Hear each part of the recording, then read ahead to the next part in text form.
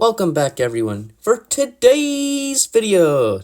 Today I'm going to be sharing the second game between myself and Jack Garman played at school during our lunch. Now, this is the second episode of a series where Jack and I will be playing classical style games against each other, simulating a tournament, and where we will be not talking, will not be discussing or having the eval on like usual. We will be playing as if it were an actual game. And yeah, this is the second episode. I plan to keep the series for many more episodes. We're just getting it started. And if you don't remember, Jack actually won in the first episode.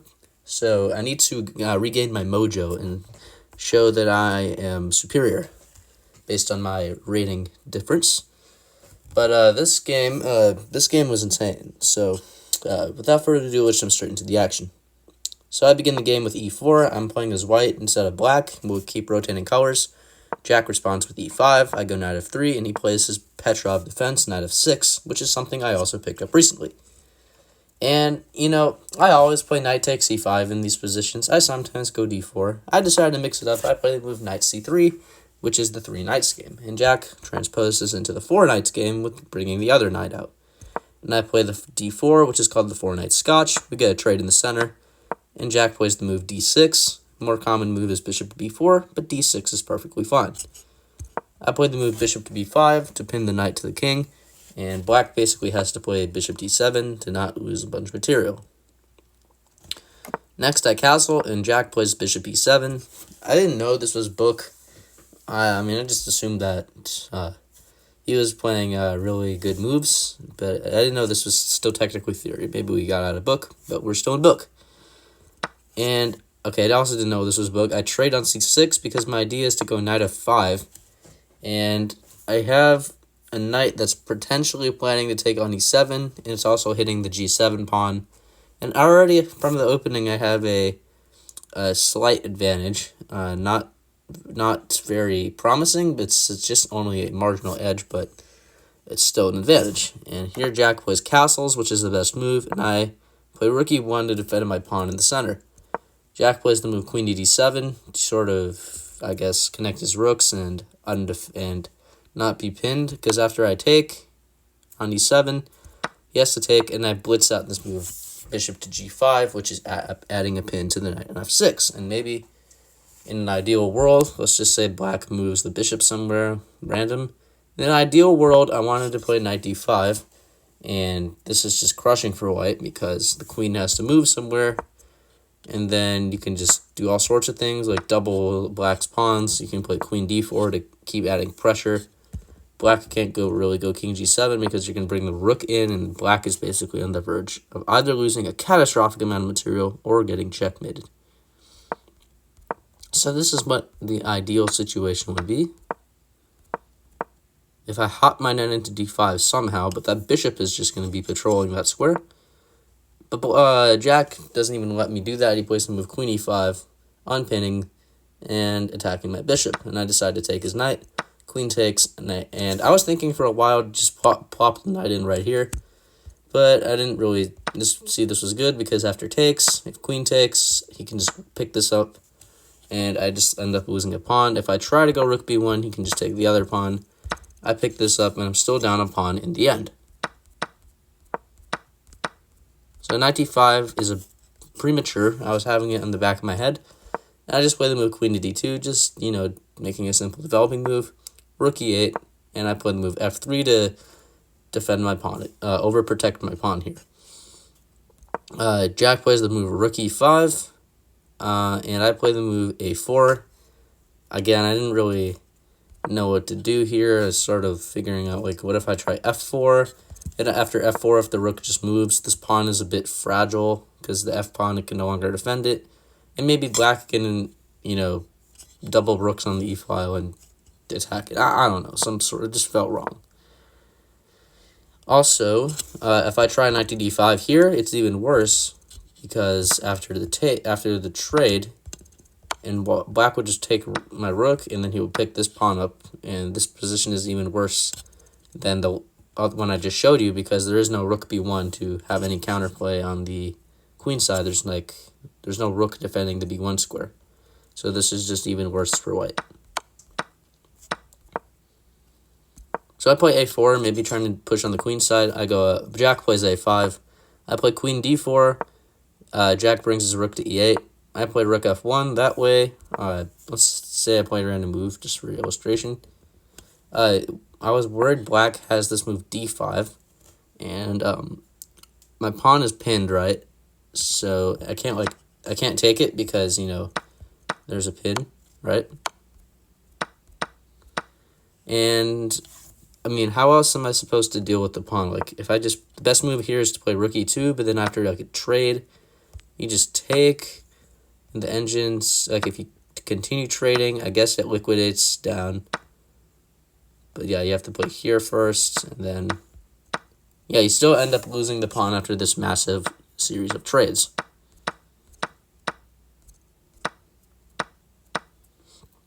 So the reason I played the reason I played rook f1 is so like rook isn't in the line of fire, and if d5 were to happen, now it's just a clean pawn hang, and I wouldn't have anything to worry about. So Jack played queen f4. I was trying to go f4 at some point, but he just blocked it. I played g3, queen h6, and I played queen f2. I'm trying to maybe bring the other rook over to e1 and try to support the f4 push. I wasn't really sure what else queen f2 did. Rook c5, rook a to d1. I played that because if ever black plays rook to c4, I was planning to just, you know, offer a trade and stop black from putting pressure on the pawn. So here, Jack played queen f6. I played queen d4, offering a trade, and let's see, if black takes, it's still fine. But for black to have a slight advantage, he plays queen d6. Queen g6 is slightly better. Queen g5 was slightly better. I play queen d3. And after rook c4, now I can play b3, because if I tried to play b3 earlier, the knight on c3 would hang. I mean, the queen is defending it, so it's not a big deal. So after rook c5, I play knight e2, trying to reroute to d4. Jack plays this move queen c8, a very cryptic move. Not a move I was considering at all. And I mean, it's a very interesting retreat. I guess he's trying to go to in the game he played queen a7 check. So I guess he wanted his queen to be more better positioned on the queen on a7 rather than on e6. But I mean, I don't see anything wrong with queen c8, even though it looks a bit strange. So I continue with knight d4. The bishop slid to d7. I played the move c4 to maybe put a knight on b5 one day and get some more control of that square. We get rook h5. Rook d2, just some sort of, you know, prophylaxis move. Defending my pawn on h2 again, I'm not really sure. And queen a8, and here we're not really trying to achieve anything. We're sort of making itty-bitty moves to improve our position at the very slightest. So I play knight b5, and Jack takes it. I take back, and he plays queen h7 check. I decide to block with the queen, offering a trade, and after queen takes, rook takes, we enter this rook and pawn endgame. Jack plays rook c5, I play b6, and I thought I was having an advantage here because I'm trying to break up the black pawn clump on the queen side with the b6. And after this trade happened, black has some doubled pawns on the b file, and maybe I was thinking about winning a pawn one day. So after rook takes, Jack just plays b5. That my idea is not a reality. I thought I was fine with rook b6, but after the trade, Jack counterattacks my pawn. I first defend it, but then Jack defends his pawn, and there's no real way I could win any of his queenside pawns, even though I have some attackers.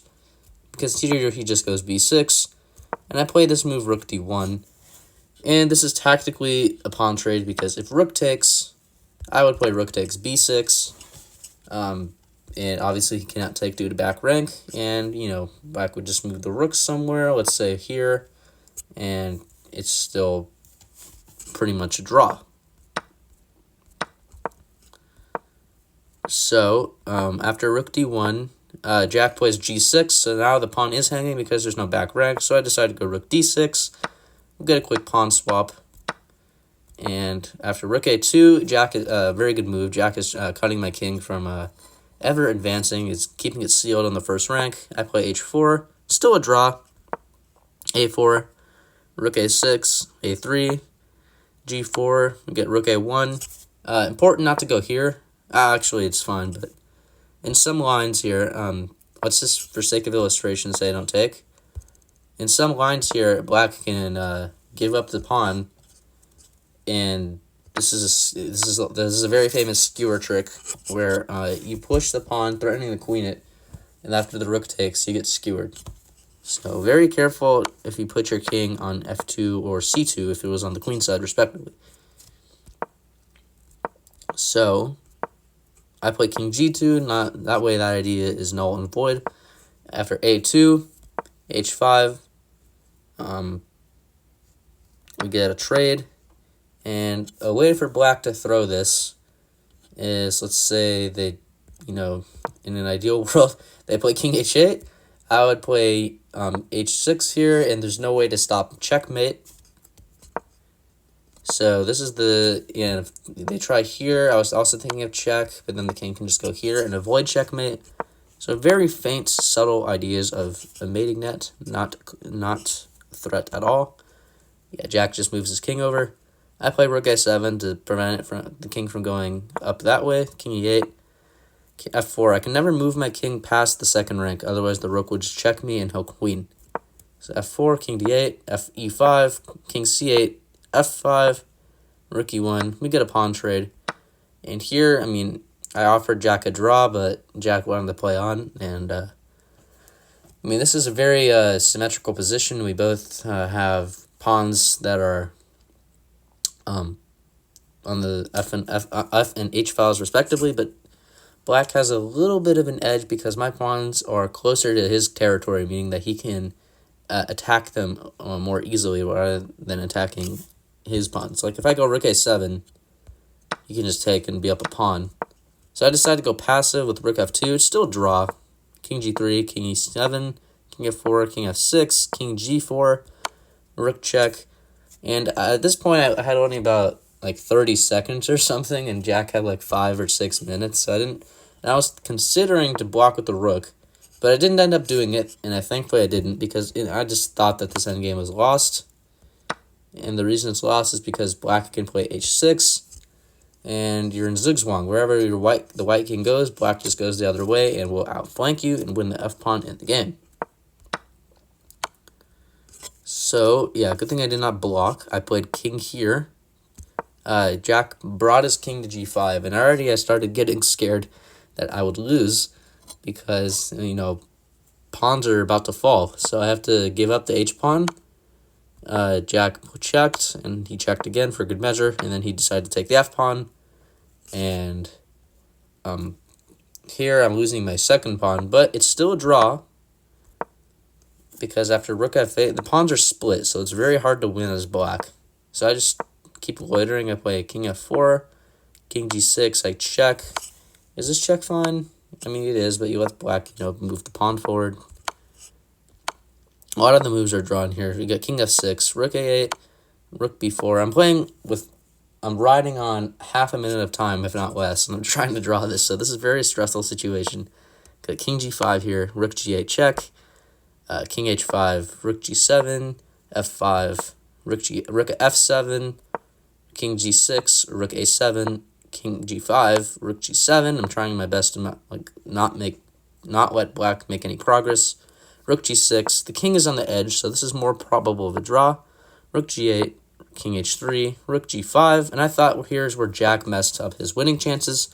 It's because I can fork these pawns. And I even said, "Oh, did you mess up here, or did you?" Did you throw? Did you misstep? And he kind of seemed to agree with me, but it was still a draw anyway. h4, I'd go ahead and take this. King h2, king f2, h3, rook g5, rook b2 check, king f1.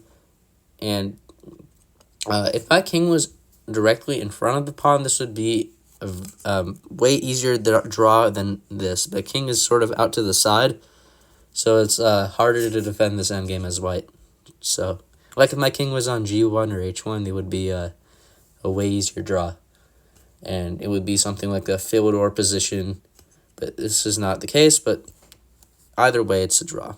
It's just a harder way to defend. So rook g2, rook a5. I had probably like 10 seconds at this point, but keep in mind there's 5-second increments, so I'm not flagging or anything.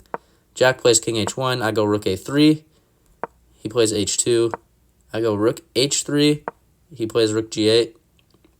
And here's the moment where I blunder. I play king f2 here.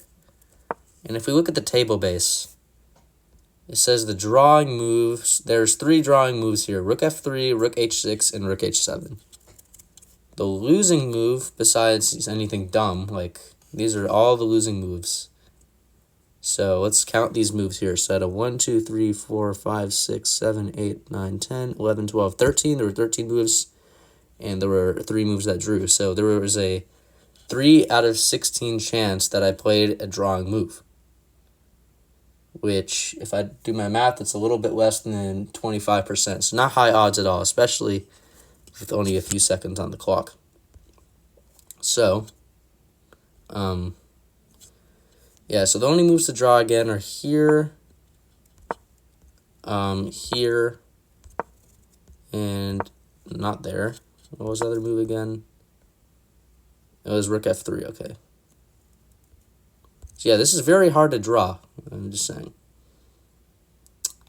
Yeah, I played king f2. I thought I was just waiting with my king, but Jack plays the move check, and I realize here that I am in trouble because I try to attack the pawn. He just moves his king, and while it may seem that this is a free pawn,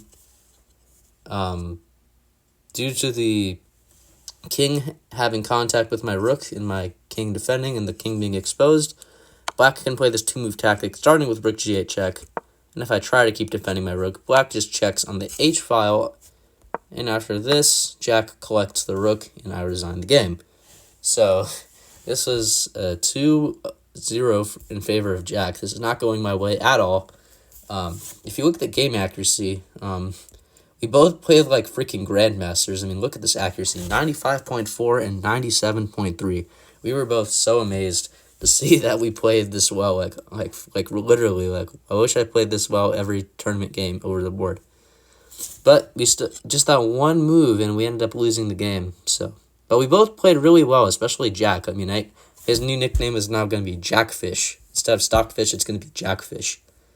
So, yeah, I mean, I lost again. What can I say? The endgame didn't, just that one move, and then everything just collapsed. So I'll try to get on the board tomorrow. I'll have a recap of that game as well.